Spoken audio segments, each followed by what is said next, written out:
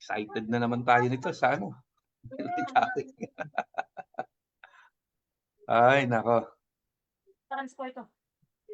Pahinga yung tablet mo. Bakit biglang... Marami muna tayo ng viewers para maganda-ganda ang ating ano. Yung dati pastor na nung 2027, meron nag-testimony doon sa grupo ko na nung nagkudita, bumili siya ng share 10,000, parang pinag-resignan niya doon sa company o retire na ata. Mm. 10,000 binili niya sa Ayala Mall 1990 ay 1988. Pagdating ng 2015, binalikan niya yung pera. May certificate siya sa stock market.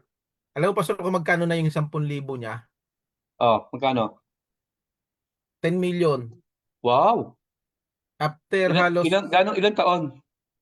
mga 30 yun, basta 1988 na binili, kinuha niya 2015. Ilang taon yon? Mga Mm. 30. Ang bili niya Okay. daw doon sa share ng Ayala Land ay ano lang, nasa wala pa piso, mga 50 cents. Ngayon man, Mm. libo na yung halaga ng isang share sa Ayala Land eh. Ayala Corps, yung ganun. Usapang business tayo ngayon, ha? Okay. Para magkaroon ng idea yung mga nakakapanood. Baka gusto niya kaso bagsak yung stock market pala ngayon. Mm. Bagsak yung stock market. Laki ng binagsak. Pero maganda mag-invest ngayon kasi bagsak eh. 'Di ba? Pag Mm. bumili kang bababa ng share ngayon eh. Sige, bati na siguro muna tayo para ano. Ah, Kung tayo, mag-share na tayo. habang nagpaparami tayo ng views, medyo bumati na rin tayo. So unahan ko na, magandang araw uli sa ating lahat, Grace Life family, sa mga kaibigan natin sa Body of Christ, magandang araw po sa ating lahat. And sa mga regular na viewers natin, mapa ito ay ah, nanonood ng live o sa delayed na na na view, okay? So magandang araw po sa ating lahat. Ito po uli si Pastor Henry Uy ng Grace Life Church. Magandang araw po. Okay po, isang mapagpalang araw sa ating lahat. Ayan po, tuloy-tuloy lang po tayo sa pagsubaybay sa lahat ng ating mga live session dito sa ating Grace Life Forum every other week. So ito po ngayon, dito muli kami. Meron po tayong isang magandang pag-usapan ngayong gabi. Siyempre, patungkol sa mensahe ng Biyaya. Ito po si Brother Jerry ng Grace Life Church. Yan. Magandang pag-usapan. Brad. Okay, isang magandang umaga, tanghali, at saka gabi. So, nasaan ka man ngayon, ay tiyak abot na abot po kayo ng aking pagbati. So, ngayon, tayo muli ay narito at mag-aaral na naman ng biyaya ng Panginoon. So, antabayanan lang po ninyo at yung ating pong mga pinag-usapan, lagi naman natin inirelate sa panahon eh.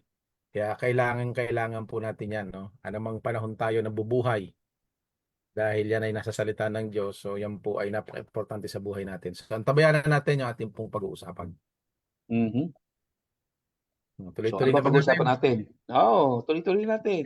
Ang pag-uusapan natin ay kung paano makakalaya sa kulungan.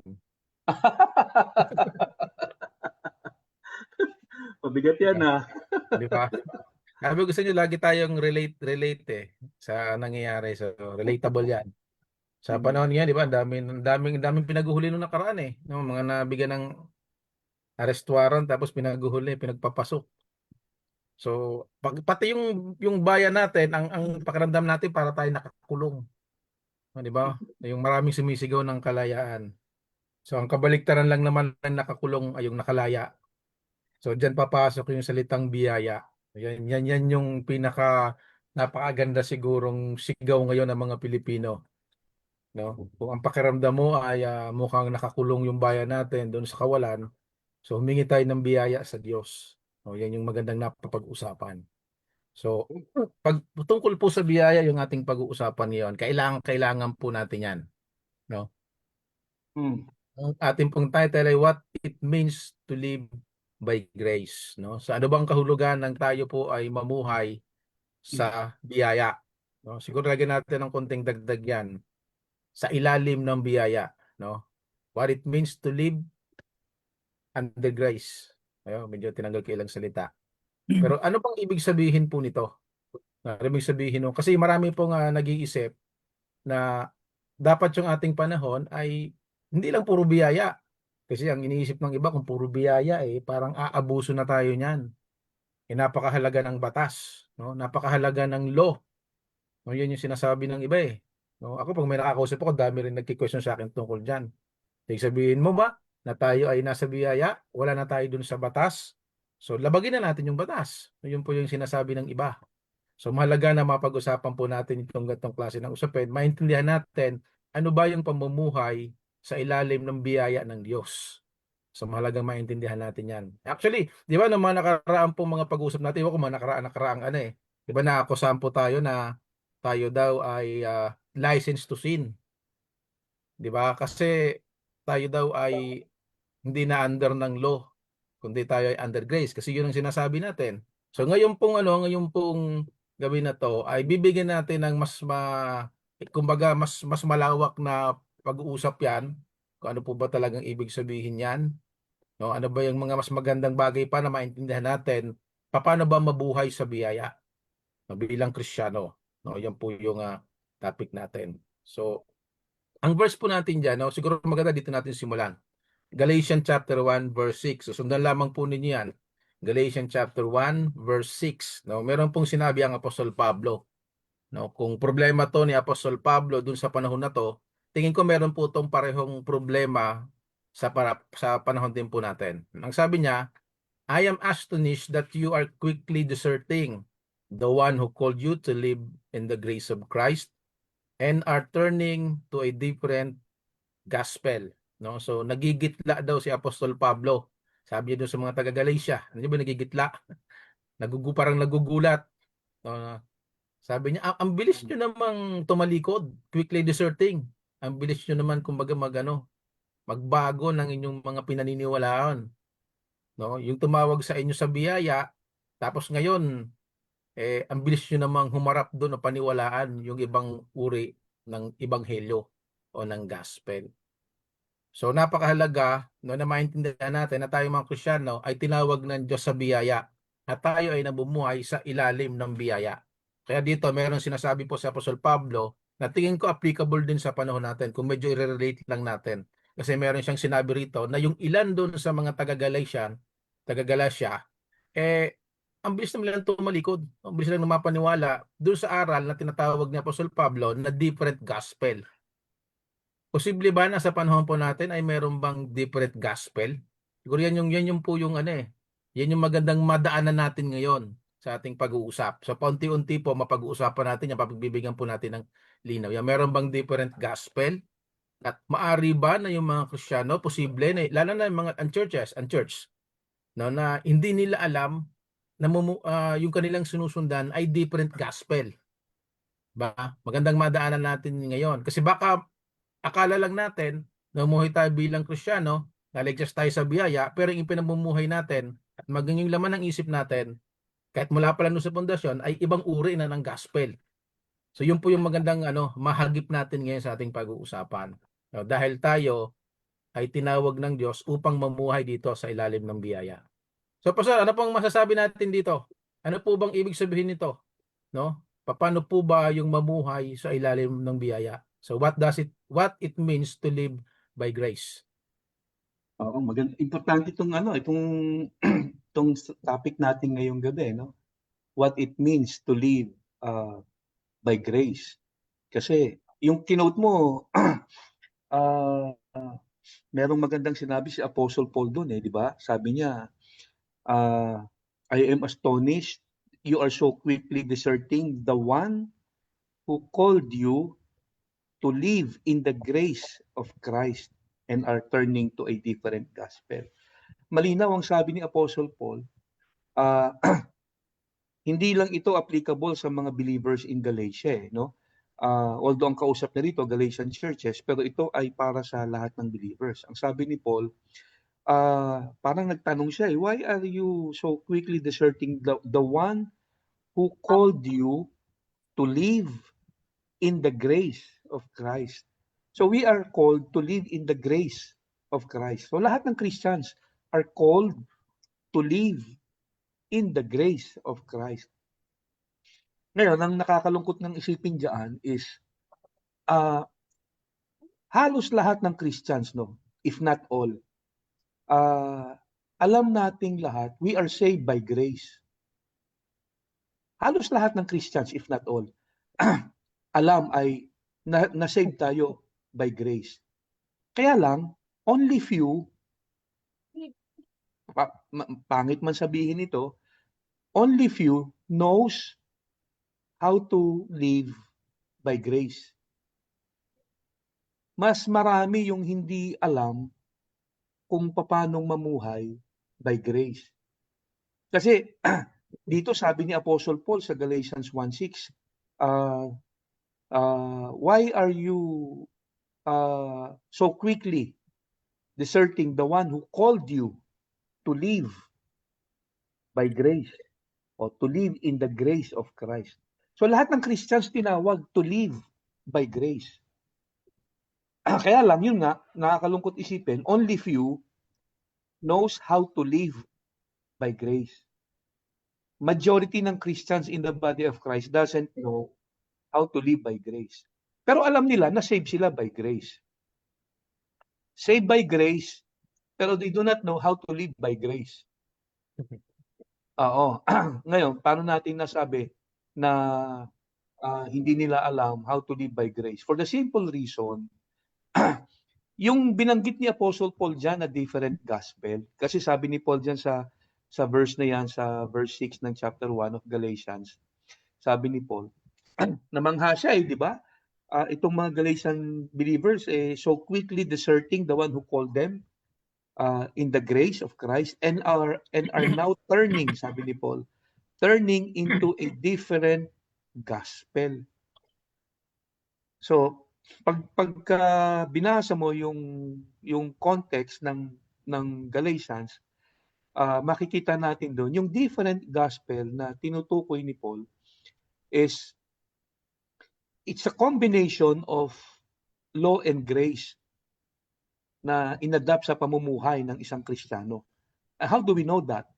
Kasi pag binasa mo yung buong book ng Galatia, makikita natin doon na itong Galatian church, pinasok may mga nagpunta dito na mga Judaizers, mga Jewish believers, mga Jew, mga Israelite, na sumasampalataya din sa Panginoong Hesus. Pero, sinasabi nitong mga Judaizers na to na hindi sapat si Jesus para maligtas. They still need the law. Kailangan pa rin nila ng law. Kaya, lumalabas, nung inadapt ito, nung tinanggap ito ng Galatian Church, doon na ano si Paul, na bother si Paul. Kaya nung sulatan niya ito, makikita natin yung galit ni Apostle Paul. No? Ramdam natin yung galit niya. Sabi nga ni Paul, after niyang sabihin na, bakit ninyo tinanggap ang isang kakaibang ebanghelyo, a different gospel. Tapos sabi niya, kung may magpupunta sa inyo rito at magtuturo ng gospel na hindi katulad nung naituro ko, sumpain siya. Kahit anghel pa ay bumaba sa langit at magturo sa inyo ng ibang gospel sa nauna kong itinuro, sabi niya, sumpain din siya. So para kay Paul, yung gospel niya ang nag-iisang tunay na gospel na dapat ipamuhay nitong mga Galatian na believers. At ano yung gospel na yun? Ito nga yung sinasabi niya sa Galatians 1:6. Sabi niya, ako ay nagulat. You are so quickly deserting the one who called you to live in the grace of Christ. So yung gospel na tinuro niya is the gospel of grace. Ito rin yung sinabi niya sa Acts 20, di ba? Na kung saan committed siya to the task given unto him, and that task was to preach the gospel of God's grace. So, lumalabas, bottom line, pag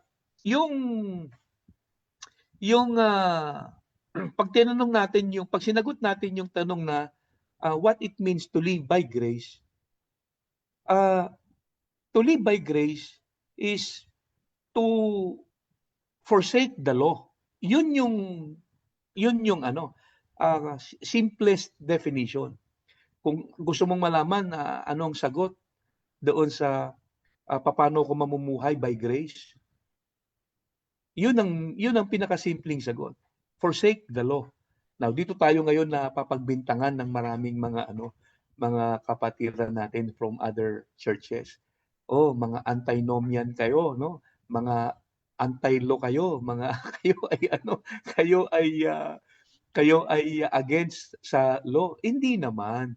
Kasi dito sa binasa natin, makikita natin na yung tinutukoy ni Paul na another gospel, ito yung teaching na pinagsama yung grace at saka law.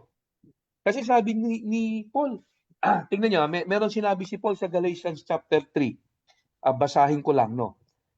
Sabi ni Paul sa Galatians chapter 3. Sa verse 3. Tingnan natin yung verse 3.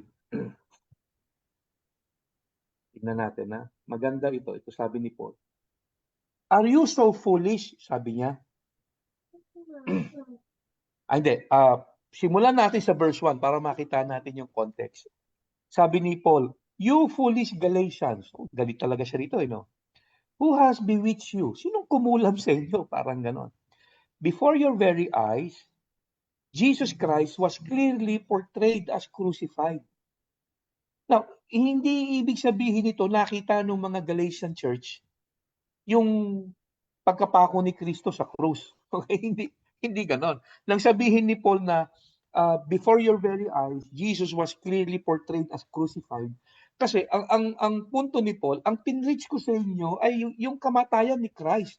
Walang iba.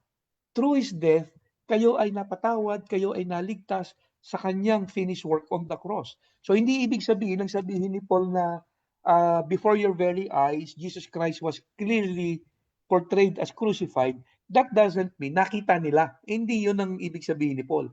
Hindi sinasabi ni Paul na nakita nitong mga Galatian churches yung kamatayan ni Christ sa cross. Hindi. Nung nag-preach si Paul sa kanila, ang dala-dala niyang good news ay Christ crucified. At dahil sa kanyang crucifixion, sa kamatayan ni Christ, tayong lahat o sila ay mapapatawad sa kasalanan at maliligtas. And then ito sabi ni Paul. Verse 2, I would like to learn one thing from you. Did you receive the Spirit by the works of the law or by believing what you heard? So sabi ni Paul, iparaphrase ko na lang o siguro para mas madali, no? Parang sinasabi ni Paul dito na kayo ba'y naligtas dahil sumunod kayo sa kautusan? Nang sabihin kasi ni Paul na did you receive the Spirit, the Holy Spirit, by obeying the law? It's the same thing as saying, naligtas ba kayo by obeying the law? Kasi to receive the Holy Spirit is to receive salvation. So nang sabihin ni Paul na did you receive the Holy Spirit by keeping the law? So parang sinasabi niya, natanggap niyo ba ang kaligtasan dahil sumunod kayo sa kautusan? O dahil sumampalataya kayo sa inyong narinig? Of course, the obvious answer is sumampalataya sila sa kanilang narinig at hindi doon sa sumunod sila sa kautusan. And then verse 3, etong sabi niya, are you so foolish? Inulit na naman niya. Okay? Are you so foolish? After beginning by means of the Spirit, are you now trying to finish by means of the flesh? Yung flesh dyan is parang human effort and may kinalaman to sa keeping the law. So lumalabas, kung ang simpleng sagot doon sa what it means to live by grace, pwede nating sabihin, to live by grace is simply forsake the law. Kasi yun yung pinupunto ni Paul dito. Naligtas ba kayo dahil sumunod kayo sa law? Hindi. Sabi niya ganyan, are you so foolish? Nagsimula kayo sa grace, sa Espiritu. Gusto niyo ngayon tapusin sa kautusan. So, to live by grace is to forsake the law. Now, mamaya ika-clarify natin kasi marami ang nami-misinterpret yung ganung pananalita. Pag sinabi natin to live by grace is to forsake the law, ang dating sa mga critic ng grace message, yan ang habang sinasabi ko no. mga ano tong mga to mga antinomian tong mga to mga ano to, mga anti-law, no? At ang kanilang nasa isip, kapag inalis natin ang law sa buhay natin, eh, paano ka ngayon mamumuhay ng matuwid? Kasi iniisip nila kailangan mo ng law na nagsasabing huwag kang magsisinungaling upang paalalahanan kang huwag kang magsinungaling. Kailangan mo ang law na nagsasabing huwag kang magnanakaw upang paalalahanan ka na huwag kang magnanakaw. So yun yung dating. So kailangan mo pa rin yan. Kaya pag sinabi natin we don't need the law, ang dating sa kanila, parang anti-law tayo at ang dating, mag-aasal demonyo na tayo niyan. Pwede na tayong magnakaw, pwede na tayong magsinungaling kasi inaalis mo ang law. Okay. So mamaya ipapaliwanag natin ng gusto pa yan, no? Bigyan muna natin ng chance si Jerry magsalita. Ano ang masasabi ni Jerry? Ano Pastor, dadagdagan natin yung kanilang magiging critic sa atin doon sa Dadagdagan mo yung inis nila? dadagdagan natin. Total naman, papaliwanag naman natin mamaya. Oo, sige. Okay. Maganda yung sinabi ni Brad Joel kanina na dalawa lang yung parang ating kalagayan. Kung hindi nakakulong, andun tayo sa nasa laya. Malaya. Oo. So ganoon lang din naman po yung Bible, di ba? Yung Bible, kung tingnan natin siya, Old Covenant, New Covenant, di ba? Under the law, under grace, yun yung halos laman ng Bible. So dagdagan natin yung may sinabi ulit si Paul dito sa Book of Romans, basahin lang natin, no? Chapter 7 verse 6. Sabi ni Apostle Paul, but now by dying to what once bound us, we have been released from the law so that we serve in the new way of spirit and not in the old way of the written code. Diba? Diba? Itong verse na to, ito yung ini-impress dito yung ating union with Christ. We have died to the law na kung saan doon tayo held captive. Yun naman yung naging purpose ng law, yung paulit-ulit nating paulit-ulit na mga set of rules, tapos mga regulation. Tapos hindi naman talaga siya napupunta, hindi natin makukuha yung righteousness kasi makukuha lang natin yun doon sa finished work ni Christ. At nag-highlight lang siya yung law doon sa ating pangangailangan ng Savior. Kasi tingnan natin sa story ng Old Testament, ang ginagawa ng mga tao, paano ba sila napapatawad sa kanilang kasalanan, 'di ba? Ulit-ulit na nag-offer sila ng sacrifices. Ulit-ulit lang 'yun. So doon pinalaya tayo. Doon sa mga bagay na 'yun yung nag-ano sa atin, nakatali tayo doon. Kaya nga po tayo, sabi nga ni Apostle Paul, we are not under the law but under grace, no? Mamaya babanggitin ulit natin 'yan. Yung sinasabi itong new way of spirit is about yung living from the inside out. Yung hayaan natin yung espiritu na nasa atin through the finished work of Christ, na yun yung mamuhay. At yun yung magbibigay sa atin ng freedom. At yung ating trust doon sa finished work ni Christ. Yung mga nakadepende tayo doon sa kanyang buhay na nasa atin. So, yun nga, yung living under grace, gusto ko lang sabihin, kalimutan natin yung law. Nandito tayo sa grace. Hindi na tayo babalik doon sa law. Nabanggit ko kanina, yung law, importante siya kailangan siya. Kasi yun yung nagli-lead sa atin para makita natin na kailangan natin ng Savior. Kasi kung wala yung law, nabanggit nga natin ni Pastor kanina na maraming critic about yun. Bakit? Hindi na ba kailangan yung law? Hindi. Importante siya kasi yun yung nag-serve as yung way para malaman natin kung gaano natin kailangan ng Savior. Para siyang tingnan natin yung law as para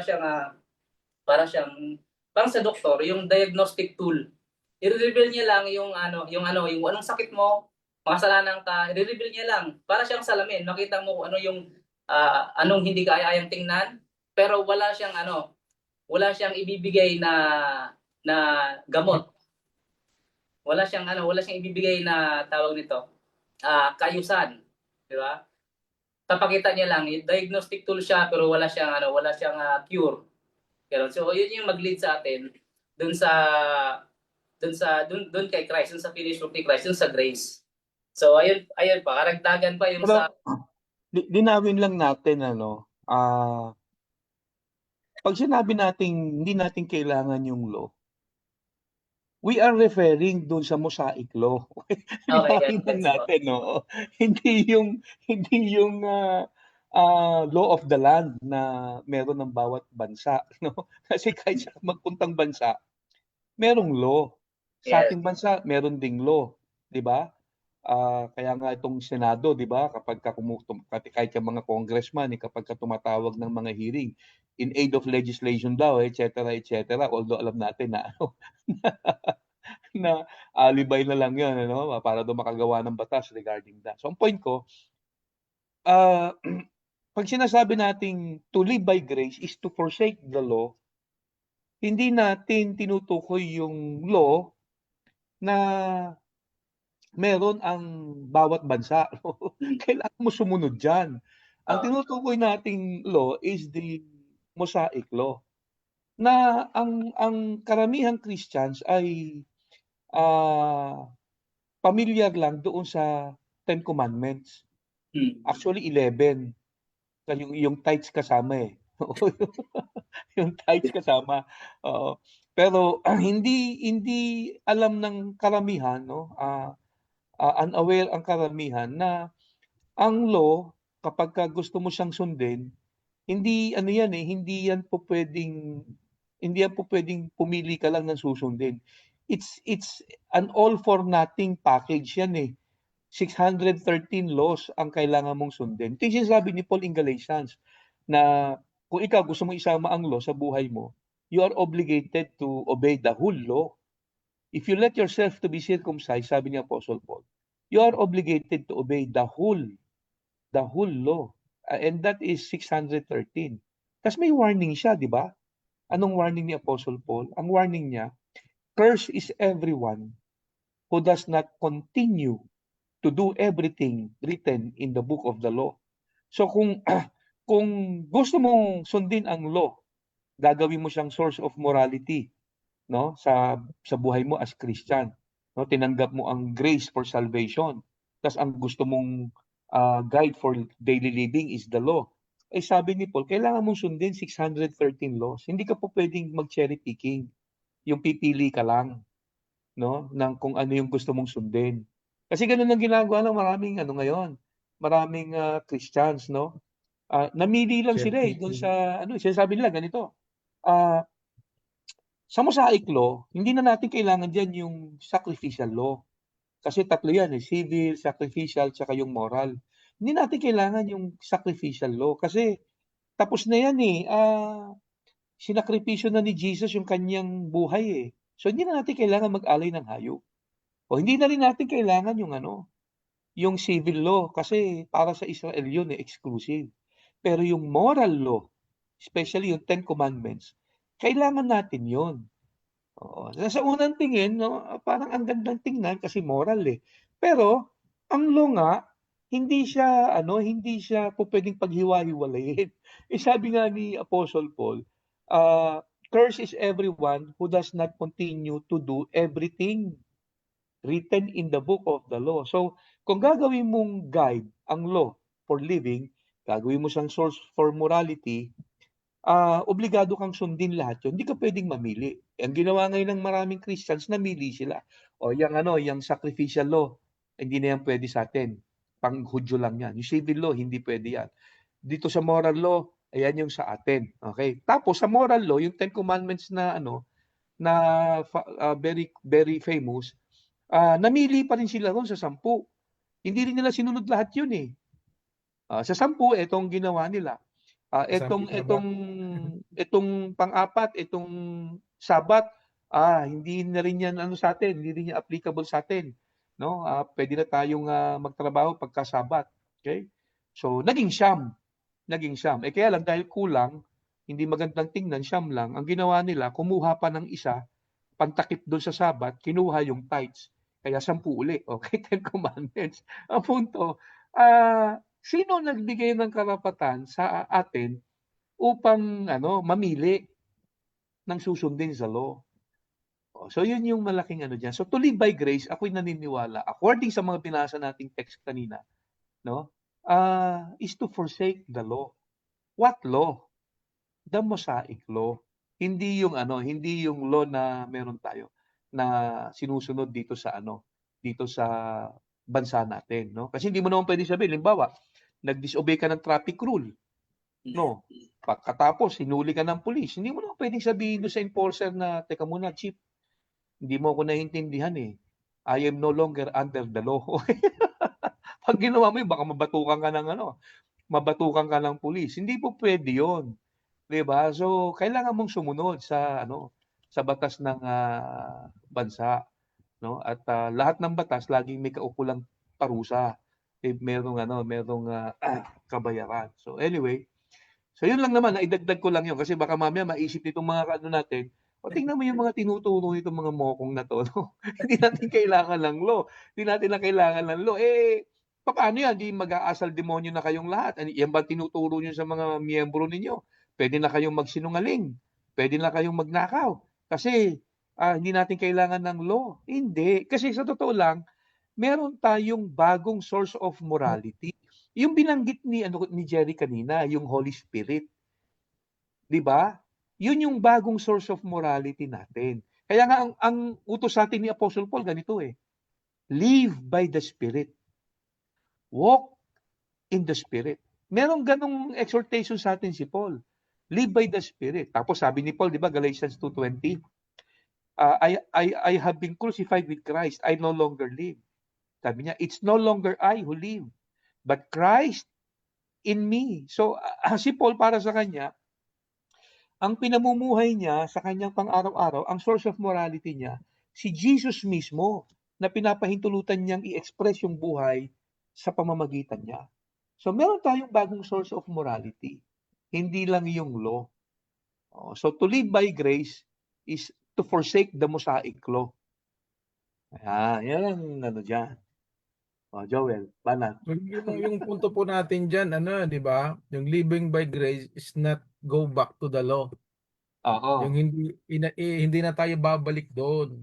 Pero hindi naman talaga tayo galing doon eh. Oo, isa pa yun.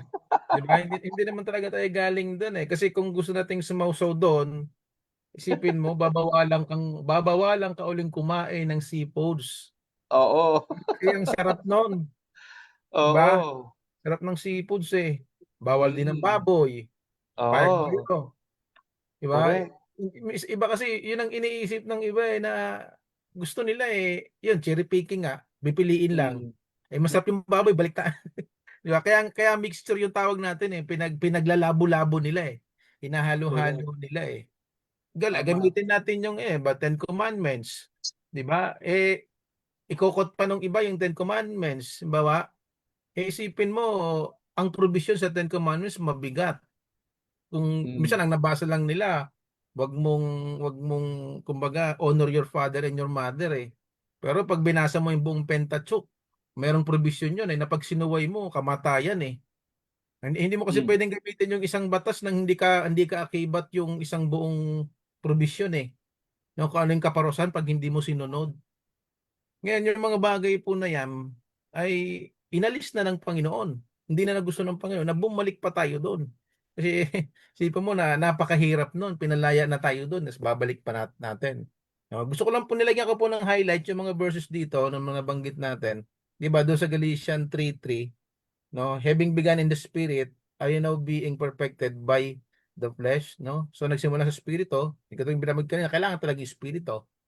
Na yung pagbabalik doon sa law, no, sa Galatians 5:4, na yung pinipilit mong ma-justified, no, sa harapan ng Diyos sa pamamagitan ng law.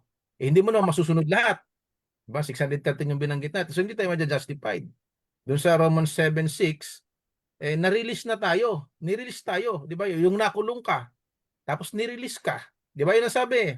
We have been released from the law so that we serve in the new way of the Spirit. So, nirelease ka na. Ano, gusto mo pa bang bumalik? Nirelease ka na nga eh. Yun ang problema eh. Nirelease na tayo ng Panginoon doon eh. Doon sa 2 Corinthians 3:7, 9. 'Di ba? Yung sabi diyan Paul calls the law the ministry of death and condemnation. No, kasi nga hindi mo siya masusunod. Sabi niya, in the grace, the ministry of righteousness. Kasi nga hindi mo siya masusunod, ang gagawin niya talaga sa iyo, i-condemn ka niya. Yes. Hindi mo siya kayang sundin eh. Parang ano lang yan eh, wala kang kakayanang sundin. Yun ang sinasabi kanina ni Brother Jerry, hina-highlight ng law yung hindi natin talaga kayang magawa. Parang ano lang yan eh, karpentero ka, tapos utusan ka magmekaniko. Natural, hindi mo magagawa. Di ba? Wala kang kakayanan magawa yun kasi hindi ka man akma doon. So, ibig sabihin, hindi nating maaabot yung righteousness. Kasi sa Diyos yun eh. No, hindi natin siya maaabot. No, sasalamin sa iyo yung sarili mo, yung katwiran sa Diyos lang yan eh. Tayo bilang nasa laman, wala tayong kakayanan na ma-perfect yan. So yan ay trabaho ng Diyos. Kaya ang regalo ng Diyos yung ating righteousness eh. Kasi wala tayong kakayanan dyan. No, doon sa Romans 6:14, no, minilagyan ko lahat eh. We are not under law but under grace. This is not, yung pala notes na pala yan. So hindi na tayo under nun. So kung hindi ka na under at gusto mo magpa-under, under, disaya ka nun. Di ba? Hindi naman siguro ano yun. Kahit naman siguro, pangit naman siguro pakinggan niya. So, huwag na tayong pa-under doon sa hindi na tayo under. Kasi klaro na sa sinabi ng Bible yon. Na hindi ka na under, ni-release ka na, andito ka na sa way ng Spirit. So, dapat, huwag na nating balikan. Dahil kung gusto mo man balikan, hindi mo rin naman kakayaning sundin lahat. So, yung sinasabi po ng Pastor Henry kanina, no, na nakalagay sa Galatians chapter 3 verse 10. Kung pipilitin mong sundin lahat, eh babalik ka sa sumpa. Masusumpa ka Yes. kasi hindi mo naman masusunod talaga lahat eh. So Mm. yun pa yung sinasabi natin kanina, no, na pamumuhay sa ilalim ng biyaya, yung huwag mo nang balikan. No? Yes. Kaya na tayo ng Panginoon dyan eh. Ngayon, dito tayo sa pangalawang punto natin. Living by grace is to live in freedom. Diba? Ano ba yung pastor? Malaya na ba tayong gawin ang lahat na gusto natin? Free na eh. Oo, malaya. Oo, kaya lang dapat maging discernful tayo. Kasi pag sinabi kasing freedom, pwede mong gawin ang lahat. Okay, so diyan papasok yung, kita nyo na, nagtuturo ng license to sin tong mga mokong na to. Hindi. Kailangan nating, kasi may ano naman eh, meron naman sinabi si Apostle Paul din, di ba, in Galatians 5. Sabi ni Paul, it was for freedom that Christ has set you free. Malinaw naman eh, no? Tayo ay pinalaya ng Panginoon. It was for freedom that Christ has set you free. Pero, it's your choice kung gusto mong gawin yung freedom mo to sin or to displease God. Kasi lumalabas yan ganito, brother. Before, hindi tayo free. Ano tayo? Slave tayo ni sin eh. Slave of sin tayo eh. 'Di ba? Yun yung description sa atin ng Bible eh. We are slave of sin. Tapos nung tumanggap tayo kay Christ, no, nung sumampalataya tayo kay Jesus, the first thing Jesus did sa mga believers, pinalaya niya tayo. He sets us free. Free from slavery to sin. Pinalaya niya tayo doon. So ngayon, malaya ka na. You can now do whatever you want. Kasi dati, hindi mo magawang tumanggi sa kasalanan. Talagang slave ka ni sin eh. So ngayon, you can now say no to sin. Tapos sabi nga ni Apostle Paul, di ba? Everything is permissible, but not everything is beneficial. So maging wise ka lang in exercising your freedom. Ngayon, pag tinignan mo kung saan tayo pinalaya, may mga binanggit si Paul na we are freed from the law, we are freed from sin, no? Marami siyang mga binanggit na na regarding freedom. But particularly, to be specific na madalas siyang binabanggit, yung freedom from the law at saka freedom from sin, slavery to sin. Yung kaninang kinote ko sa Galatians chapter 5, sabi niya, basahin ko nga yun, Galatians 5. Sabi ni Paul, it was for freedom that Christ has set us free. And then, saan tayo pinalaya? Maliwanag yung sabi niya rito. Sabi niya rito, mark my words. O una muna sabi niya, buuin natin yung verse. It was for freedom that Christ has set us free. Stand firm then, and do not let yourselves be burdened again by a yoke of slavery. So kasi ang opposite ng freedom is slavery, 'di ba? Now, slavery saan? Saan tayo slave? Oh, ang binanggit niya rito particular, slavery from the law. Tingnan mo, ito sabi niya, yung pagbumalik ka sa kautusan. Mark my words, verse 2. I, Paul, tell you, if you let yourselves be circumcised, Christ will be of no value to you at all. Again, I declare, verse 3, I declare to every man who let himself be circumcised that he is obligated to obey the whole law. Tuloy ko na sa verse 4. You who are trying to be justified by the law have been alienated from Christ. You have fallen from grace. Mabigat itong mga binitiwang salita ni Apostle Paul. So yung slavery na tinutukoy ni Paul dito is slavery to the law. Ang sabi niya, pinalaya na kayo ni Lord. No? It was for freedom that Christ has set you free. Tapos sabi niya, huwag niyo nang balikan yung slavery. Tapos particular, very specific, ang binanggit niya nito, slavery to the law. Pag binalikan mo ang law, o ibig sabihin, sinama mo ang law sa yung Christian life, ginawa mo siyang guide for living, guide for daily living, ginawa mong source for morality. Ang mangyayari diyan, binabalik mo daw yung sarili mo sa pagiging alipin. At itong matindi. Kapag ka daw ginawa mo trying to please God by keeping the law, may dalawang nangyari. Ano yan? You will be alienated from Christ. Pangalawa, you will be fallen from grace. You are fallen from grace. So dalawang bagay. Napalayo ka sa Panginoong Hesus at ikaw ay nahulog sa grasya. Okay, fallen. Now, ang akala ng marami, yung to fall from grace is parang nagkasala, nag-backslide, nag-fall from grace eh. Pero fall from grace o fallen from grace is not committing sin. According sa binasa natin. To fall from grace is actually to go back to the law or to bring the law to your Christian life. No, gamitin mo siya as your source of morality. No, gamitin mo siya as your guide for living. So, yun yung matindi diyan. No, pag sinama mo ang law, yung Mosaic law particularly, yung tinutukoy natin, you are making yourself again a slave. Yan yung isang ang katotohanan diyan. Pero clarify lang natin, ibig ba sabihin niyan, pwede na tayo magnakaw, magsinungaling, Hindi naman ang si Lord para para sinasabi niya, wag niyo nang gamitin yung law, yung Mosaic law para gawing guide for living. Tapos bahala na kayo kung paano kayo mamumuhay sa inyong Christian life. Hindi naman ganoon eh. Unang-unang sabi ng Bible, God gave us His Holy Spirit. God gave us a new heart. Tapos sabi pa ng Hebrews, di ba? I will put my laws into your heart. Na yung laws na yan, hindi yung Mosaic law. Okay? Yung laws na yan is yung law na tinanggap natin kay Christ, which is to believe in Him and to love one another. So, yun yung guide natin for our living. Tapos, hindi lang yung Holy Spirit ang nanahan sa atin. Christ also lives in us.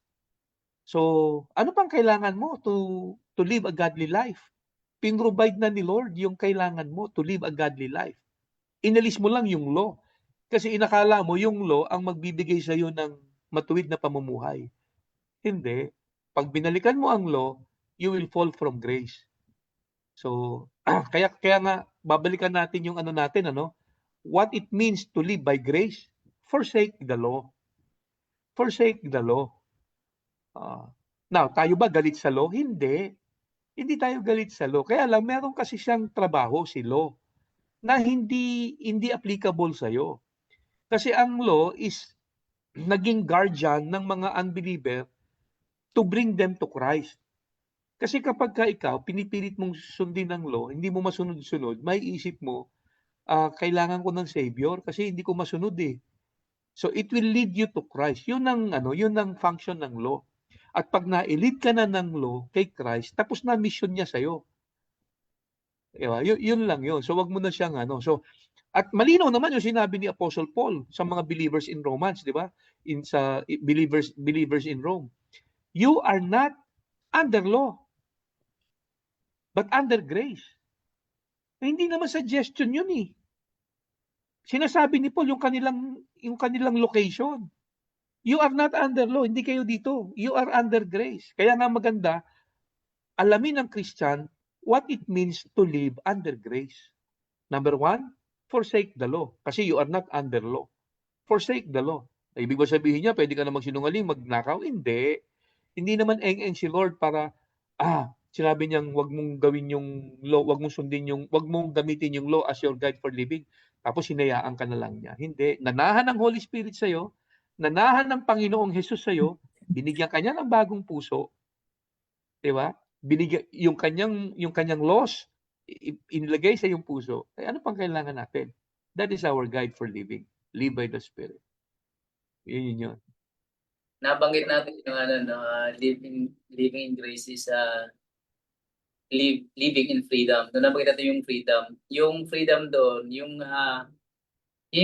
about yung resting in His sufficiency. Diba? At ini-enjoy natin yung ating relationship sa Panginoon based on grace, not on law. Yes. Correct. Kasi yung life na yung freedom natin, we are led by the Spirit. Not hindi yung yung external rules, yung law. At syempre, yung freedom, maranasan natin yon na bilang isang Kristiyano under grace, is yung kung alam natin yung ating identity in Christ, sino ba tayo? Kung alam natin yon, ma-enjoy natin yung ating relationship with God. Importante sa ating mga Kristiyano na alam natin yung who are we in Christ. Yes. Diba? Sabi nga sa 2 Corinthians 5:17, sabi doon, therefore, if anyone in Christ, the new creation has come, the old has gone, the new is here. Yeah. We are in Christ. Yung pamumuhay ng freedom, yung sinabi ko kanina ng resting in His sufficiency, yung hayaan natin yung Christ in us na mamuhay, na mabuhay. Yung hayaan natin, mag-decide tayo na yun yung mamuhay sa atin. So hindi tayo yung sinasabi na parang wala na yung law, hindi na rin kailangan po, so okay nang magkasala. Hindi. Yung Christ in us, yung Espiritu ng Diyos na nasa atin, yun yung magtutulak sa atin na to say no to sin at gumawa ng mabuti. Yun yung epekto, yun yung freedom na sinasabi na under grace, we live in freedom. Kasi merong nag-guide sa atin. Kasi under the law, walang freedom. It's a bondage. Lagi tayong held captive. Wala tayong kawala doon, paulit-ulit. O diba, sabi Christ is the end of the law. O saan si Christ? He is in us. Diba? Tapos ang usapan. Hindi, at saka ang purpose lang naman ng law, ipaalam kung gaano tayo ka makasalanan eh. Yes. O ipakita pala, di ba? Sabi ng Romans 3:20, di ba? Para maging conscious tayo sa kasalanan. Yun lang naman ang purpose niya eh. The law was given so that we may know how sinful we were. Yun naman ang purpose ng law. Okay. Pero malaya na talaga tayo. Huwag na tayong bumalik sa pagkakaalipin. Diba? Kasi maraming Christians talagang unaware sila by keeping the law, trying to keep the law, nagiging slave sila doon eh. Nagiging slave. Kasi hindi naman talaga nila masusunod ang kautusan eh. Hindi naman nila masusunod. Yung nga sinasabi sabi nga ni Paul in Romans chapter 7, yun daw law ang nagbibigay ng opportunity kay sin to operate in our lives. Yun ang sabi ni Paul in Romans 7. Sabi niya, sin seizing the opportunity afforded by the commandment, okay, produce in me every kind of covetousness. So, isipin mo, ang nagbibigay ng opportunity sa kasalanan mag-operate sa buhay natin is the law. Tapos sabi niya in 1 Corinthians 15, di ba? The strength of sin is the law. ang kalakasan ng kasalanan is the law. The strength of sin is the law. Tapos sabi ni Paul in Romans chapter 7, apart from the law, sin is dead. So kung mamumuhay ka apart from the law, sin will die. Ngayon, kung isasama mo siya sa buhay mo, sa iyong Christian living, sin is very much alive. So dapat makita natin yon, yung bagay na yan. So to live by grace, no, kung ang tanong natin, ang topic natin kasi what it means to live by grace, stay away from the law. Okay? Yun ang ano doon. Stay away from the law. Oh, Joel, bana. Nalilito sila dun sa ano eh. Nalilito sila dun sa sinasabi nating yung bang we are free in Christ, yung pinalaya na tayo. Tapos pag sinabi natin free from sin, iniisip nila, paano bang na-free sa sin? Kumbaga, paano ka ba naging free sa law, tapos free ka sa sin? Wala kang ang law. Ibig sabihin, gagawa ka ng sin. Hindi na natin sinabing free to sin eh. Free from sin. No? So, yung sa lumang tipan, diba, pagka hindi mo sinunod yung law, kasalanan. Pero dito kasi nung palayain tayo ng Panginoon, yung mga utos lalo na yung, halimbawa, yung tungkol doon sa tato. Nung nakahapon, yung mga nakaraang linggo, may nakausap ako tungkol sa tato. Iniisip nila kasalanan pagka ginawa mo. No? Pagka nagpatato ka, kasalanan sa Diyos. Oo. Kasi yun ang nakalagay sa Leviticus chapter 19 verse 28 eh. Oo. 'Di ba? Ang sinasabi ko doon kasalanan pag ginawa mo. Pero pinalaya ka na nga eh. Oo. Nung time na yon. Kahit gawin mo, hindi na siya kasalanan. Diba? Kasi malaya ka na nga, pwede mo nang gawin eh. Yan ang ibig sabihin nun eh. Diba? Nung sabihin ng Biblia na Apostol Pablo na ikay pinalaya sa batas, pinalaya ka sa pamagitan ni Kristo, ibig sabihin, pinalaya ka, pwede mo nang gawin yon na hindi ka magiging madumi sa paningin ng Diyos. Pero doon sa kanilang sa iniisip nila, sabi ko, basahin nyo nga yung mga bandang taas niyan, yung Leviticus chapter 19 verse 29. Diyan, bawal ngang magpaahit ng patilya, bawal magtanggal ng balbas. Diba? Bawal na pag nagsuot ka ng damit, dapat isang uri lang ng tela. Yun yung mga dyan eh. Diba? Yung mga batas dyan, pag inabante mo ng konti, yung inutos doon sa Exodus chapter 20, dito may provision na dito sa Leviticus 29, chapter 20 verse 9, ang provision, mamamatay ka, papatayin ka eh. Pag nilapastangan mo yung magulang mo. No, bawal kang kumain ng rare meat. Yung mga foreigner sa West, rare yan sila, di ba? Medium rare yan sila pag kumain eh. So, sabihin matindi na yung mga kasalanan ginagawa niyan. No? So, pag pinalaya ka sa batas, itong mga to, pwede mo na itong suwayin, pero hindi ka ituturing ng Diyos na makasalanan. Kasi nga, pinalaya ka sa mga batas na ito eh. So, isa po yun sa sinasabi natin. No? Na hindi na tayo para hindi na tayo para ituring pa ng Diyos na may nagagawa tayong kasalanan kung magagawa natin yung bagay na yan. No? Marami na sa atin dito nakakakain tayo ng baboy. Diba? Yung mga ganyang bagay, pwede tayong kumain ng seafoods. No? Kung babalik ka sa law, bawal. Namili nga eh, no? Hindi, lalabas nga Brad, namili eh. Namili lang talaga. Yung sinasabi mong ayaw ng tato kasi kasalanan, hainan mo ng lechon, kakain. Bawal nga sa lumang tipan yan eh. Bawal yung walang biyak sa paa na hayop eh. Diba? Yung baboy, biyak yung paa nun eh. Diba? Yun ang at isang bagay pa dyan, magiging alipin ka talaga. Halimbawa, hindi na bawal. Kasi isipin mo, bawal pa. Yung bagay na yun na isipin mong bawal ka, alipin ka nun, magpapabigat sa damdamin mo yun. Sa mangyari ngayon, ikukundi mo na naman yung sarili mo kasi hindi mo nasusunod. At paulit-ulit lang yung cycle na yun. Laging ganun. Siguro ang magandang dapat maintindihan ng mga mga Christians, no? Titingnan mo munang mabuti din kung kanino ina-address yung utos. Kasi madalas kasi nangyayari, inaakala natin para sa atin yon, yung utos na yon, pero hindi naman para sa atin. So dahil doon nagkakaproblema nga. So you are reading someone's mail. Hindi sa'yo yun. Para yon sa Israel. So yung tato na yan na sinasabi mo, Brad, na nung time na yon, no, before the cross, tama ka. Yung mga Israel kapag sila ay nagpapatato, mali, ayaw ng Diyos yun. Pero under grace, kung sakali man na ikaw ay magtato, no, hindi natin ito inaano hindi natin ito Pinopromote, parang pinopromote. pinopromote, no, hindi natin ito pinopromote. Pero sinasabi lang natin dito, kung magpapatato ka man sa isang banda, maging wise ka rin naman, no? Wag yung kung ano-ano lang ipalalagay mo diyan sa katawan mo. Kasi dapat nakaka-glorify pa rin somehow sa Panginoon yung mga ginagawa natin, di ba? Meron nga akong alam, Brad, pastor na nabanggit ng isang nag-share ng grace message Ah, nagpatato siya, alam mo kung ano nilagay niya? Leviticus 19:27. Okay?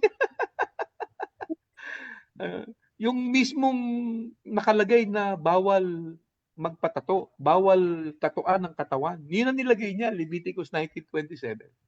Ang purpose niya, 27 yan. ang purpose niya pag may nagtanong, 28 pala, 28. ano yan Leviticus 28. 28 pala. Ano yan nakasulat diyan sa Leviticus 19:28 na yan. So sasabihin niya ngayon, nagkakaroon ngayon siya ng paraan upang ma-share sa kanya ang gospel. Oo. Pag sinabi niya, ano yung nakalagay diyan? Ang nakalagay diyan, bawal magpatato. Oh, bawal pala eh. Bakit nagpatato ka? Kasi nung panahon na yan, Old Covenant yan. Wala na tayo sa Old Covenant. Tayo ngayon ay nasa New Covenant. So, nagkaroon ng paraan upang maibahagi niya ang gospel. So, una, hindi natin ini-endorso na sige na, pwede na kayong magpatato, no? Pero sinasabi lang natin, kung ikaw man ay magpapatato, hindi ka nagkakasala na sa Diyos. Kasi hindi naman para sa iyo yung utos na yan Pero kung sakali man na ikaw ay magpapatato, maging wise ka rin.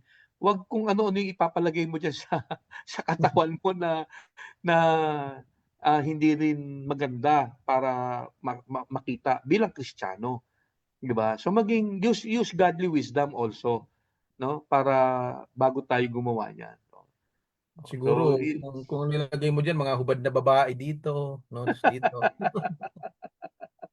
Pero pag ang nilagay mo naman dyan, forgiven, dito sa likod, oh. oo, oo. We are under the new covenant. Lagay mo sa likod mong laki-lakihan mo pa. Yun ang yun ang maganda-gandang mga tatuan. Yes, yes.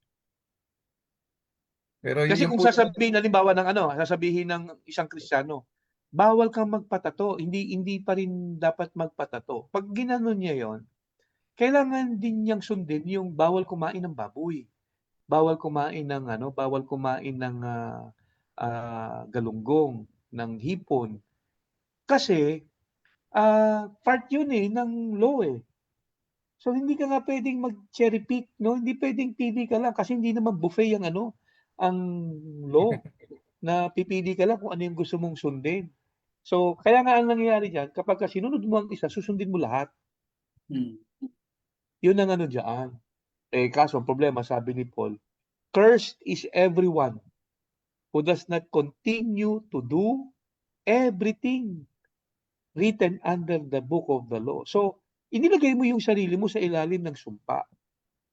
Kasi hindi mo naman kayang sundin lahat 'Di ba? So, susundin mo na lahat yan. Kaya good thing meron tayong ibang source of morality. Meron tayong ibang guide for living. At yun ay walang iba kung hindi ang Panginoong Hesus mismo na nananahan sa atin. Christ lives in us. The Holy Spirit also lives in us. Sabi ng Hebrews 8, God says, I will put my laws into your heart and I will give you a new heart. So kulang pa ba yon for you to live a godly life? Yung mismong lawgiver nanahan sa puso mo, hindi, tuturuan ka ba ni Lord na magsinungaling? Sasabihin ba sa iyo ni Lord na okay na magsinungaling ka? Hindi. Kasi if Christ lives in you, hindi kanya hahayaan na mamuhay ng ganong klaseng pamumuhay. Minsan makakagawa ka ng mali, makakapagsinungaling ka, pero mabilis yung pagtutuwid sa'yo ng Panginoon. Sasabihin sa'yo, anak, hindi mo na dapat ginagawa yan. So yun yung guide mo. Kaya may nararamdaman ka ng dapat di ko na ginawa yun. So si Christ mismo, ang banal na Espiritu, ang ating guide for living. Not the law. Kasi pag sinama mo yung law, sundin mo lahat. 613. 613. Hindi po pwedeng mamimili ka lang doon. Okay. Masyado silang pastor, no, outward yung kanilang Yes, pinupukusan. external. Yung bang yung ganun kasi kalimitan yun nga yung sinasaway ng Panginoon doon sa mga Pariseo na okay, namumuhay nga kayo na tingin niyo malinis sa paningin ng tao. Mga walang tatuyan, di ba? Pero yung inyo namang kalooban ay kaya yun na yung importante sa Diyos. Di ba sa inyong covenant, ano ba yung nasa kalooban natin? Hindi na yung panglabas Hindi naman na yun ang tinitingnan ng Diyos So ang tinitingnan ng Diyos, si Kristo ba nandyan? No? At paano ba namumuhay si Kristo diyan sa puso mo? Correct. Yun po yung mahalaga doon sa tinuturo natin ngayon under Si Jerry grace. nga Brad, si Jerry nagpatattoo yan di ba Jerry? Pakita mo yung tattoo mo. Meron ako, forgiven ako. Ayan yan Barcode yan, barcode. Oo, di ba? So, paano yan? Hindi na ako tanggapin ni Lord. Nagtuturo ako dito. Isang bagay pa dyan, di naman natingin si Lord sa balat Pero ano yung nilagay mo dyan, Brad? Para lang marinig ng mga nakikinig. Ano nakalagay? Paid in full, tapos barcode. Paid in full. Tapos may cross sa gitna. Di ba, ang motivation ko, ba't ko siya pinano? To remind me, na pag nakita ko, wow, thank you Lord sa cross. All my sins are forgiven, paid in full. At alam ko, hindi ako nag-iisa dun sa lakbayin ko bilang isang Kristiyano, di ba? Nandiyan si Lord. Saka pwede mo rin magamit yan, Brad, as means of evangelism. Kasi pag may nagtanong sa'yo dyan, paid in full, ba't ano ba ang mga naging utang mo? Dahil mo sabihin ako, malaki, Brad. Malaki pagkakautang ko. Sa impyerno ako pupunta kung hindi nabayaran yon, no? Yes. Buti na lang, no? May nagbayad para sa akin. Si Jesus. So, nagkaroon ka ng pagkakataon. Sir, hindi ko yan gagayahin yung ginawa ni Jerry, pero lalagay ko dito tetelestay. It is finished na. Yun din ang sabihin Okay. Pero tatanungin ka rin, ano yung tetelestay, di ba? Di paid in full. Oo. Okay. Yun lang naman. So, yun po ay living by grace is to live in freedom, no? So sana naintindihan natin na malaya tayo. Hindi tayo malayang magkasala, kundi pinalaya tayo sa kasalanan. Ibig sabihin sa kautusan. Sa kautusan. Kasi yung tattoo, Brad, nasa ilalim ng kautusan yun Oo. And since pinalaya ka, kung ikaw man ay magpapatato, again, hindi natin pinopromote yung magpatato na kayo, hindi ko sinasabi yun. Pero kung sakali man na ikaw ay magpapatato, maging wise ka rin sa kung ano yung ipapalagay mo dyan. Huwag yung kung ano-ano lang. Okay? Kung magpapatato ka man, you are not sinning against God. Kasi, pinalaya ka nga sa kautusan Diba? Yung tattoo, sa ilalim ng kautusan yun wala ka naman sa ilalim ng kautusan. Tsaka masakit yun. Daya ko na ulitin Dito nga palalagay sa likod ng tetelestay.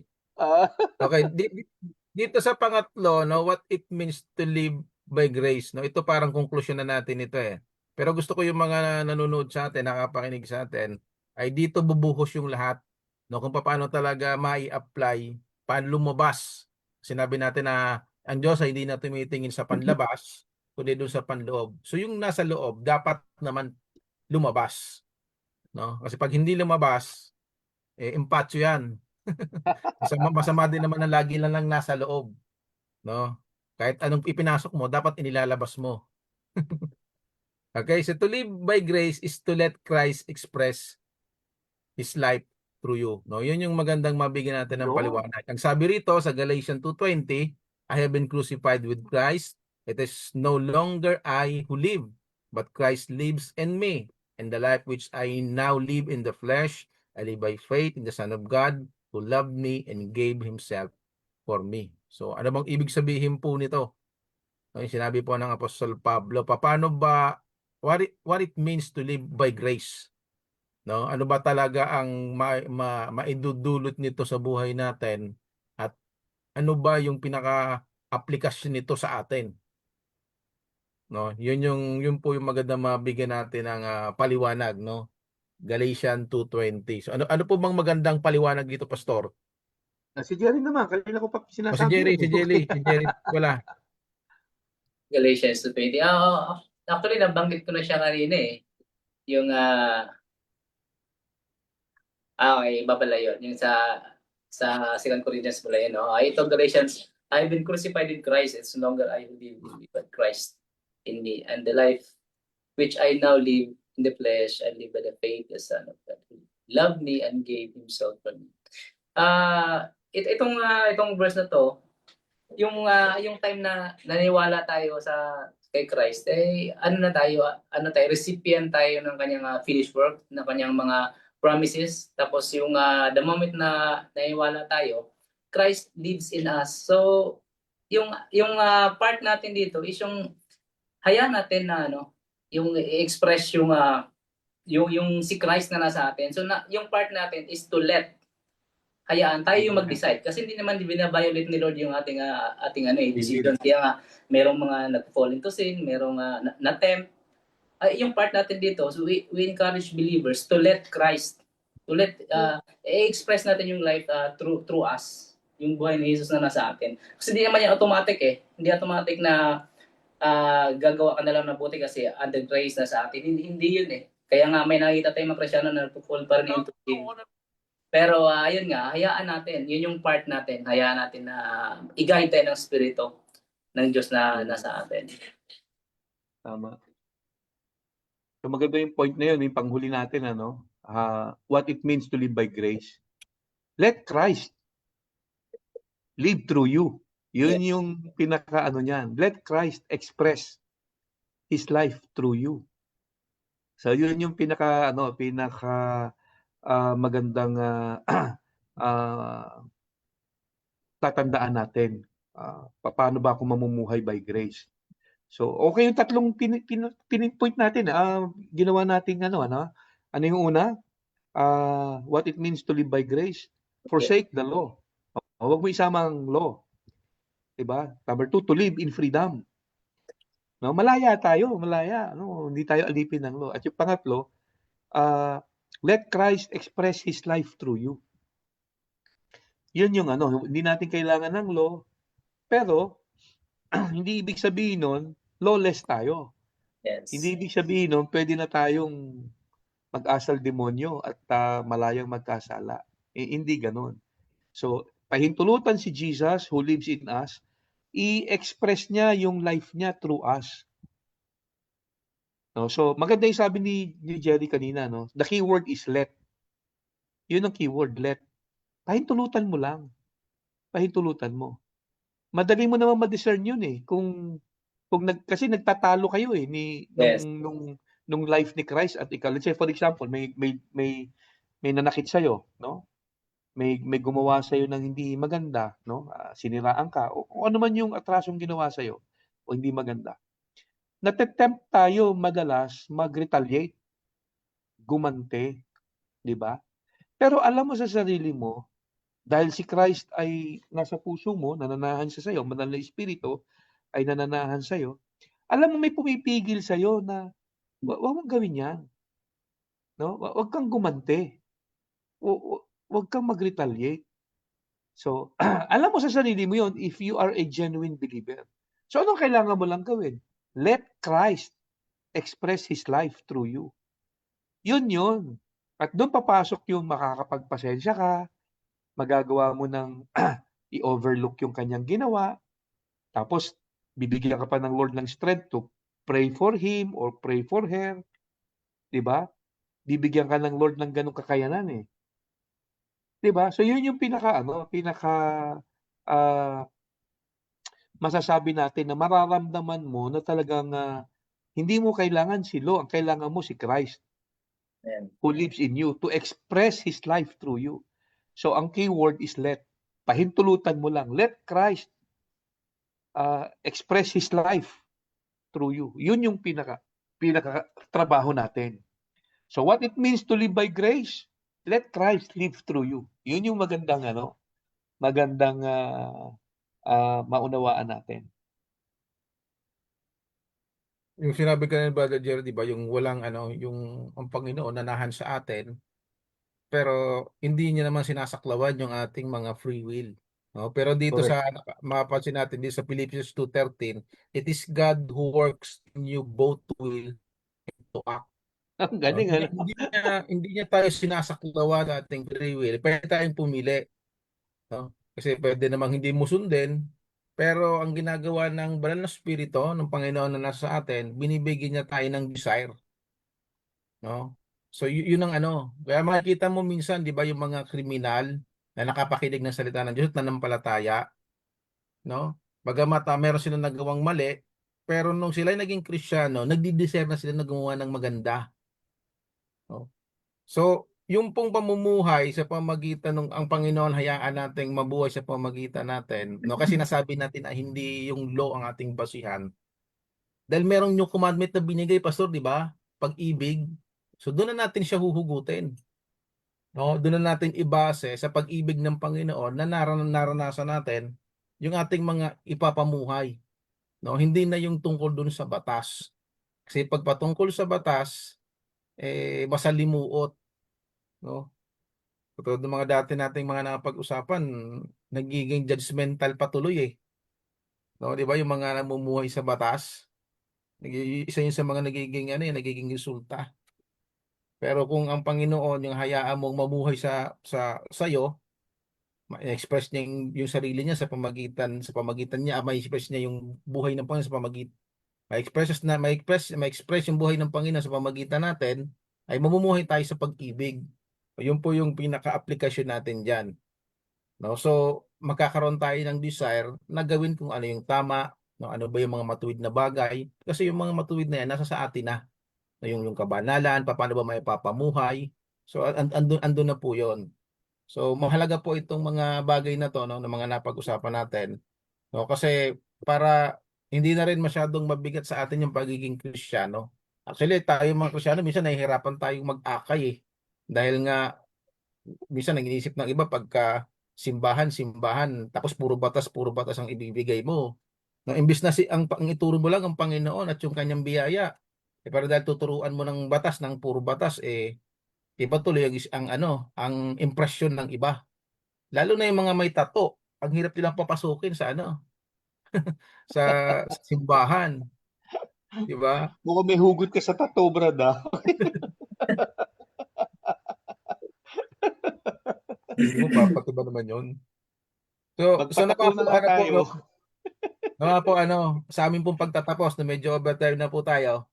Pero nawa po yung sa atin pong pagtatapos ay nakapulot po tayo ng mga bagay na natutunan sa ating pong mga pinag-usapan na patungkol sa paano ba ang mamuhay sa biyaya ng Panginoon.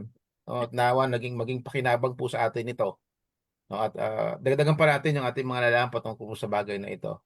So dito na po kami magtatapos. So ito po yung aking panghuling pangungusap. No? So bigay naman natin sa Brother Jerry yung sa kanyang huling mga bagay na gustong sabihin. Okay, yun lang po, we encourage po sa ating mga viewers at saka mga makakapanood ba nating live. Patuloy lang nating subaybayan itong ating mga live, no, sa marami tayong mapupulot na mga aral, lalo na sa mensahe ng biyaya, no. Ako rin natututo kami na mas natutuwa dito habang nagtuturo tayo, no, habang nag-share tayo. And mas natuto rin ako, at isa sa bagay ngayon na nag-remark po sa akin is yung word na binanggit ni Pastor na let. Hayaan natin yung si Christ na expresses life through us. Yun lang yun. That is the best way to live under grace para ma-experience natin yung love and grace ng Lord. Yun. So, panghuling pangangalita, no, lagi po nating tatandaan, mga kapatid, no, tayo mga Christians ay nasa ilalim ng grace. We are living under grace. Okay? That is why napakahalaga to know how to live under grace or how to live by grace. And yun ang mga nabanggit natin, magandang puntos yon. To live by grace, number 1, is not to go back to law or to forsake the law. Hindi ibig sabihin naman yan, pwede ka na magsinungaling, magnakaw. Hindi ganon. Kasi meron tayong ibang source of morality. Hindi yung law. Okay? Ang source of morality natin, si Jesus mismo. Okay? Pangalawa, let us live in freedom. Malaya tayo. Pero, wag natin gamitin yung ating freedom para mag-indulge tayo doon sa kasalanan, sa flesh. Hindi. Wag nating i-gratify yung hilig ng laman. Okay? At pangatlo, ito yung pahintulutan natin si Jesus to express His life through us. Okay? So that is the way to live by grace. Okay? So magandang gabi po uli sa ating lahat, mga kapatid. And next time po uli, samahan niyo po kami sa isang oras uli. Lampas isang oras tayo. Sa lampas isang oras na magandang talakayan. Okay? So magandang gabi po sa ating lahat. And stay safe po, mga kapatid, and stay blessed.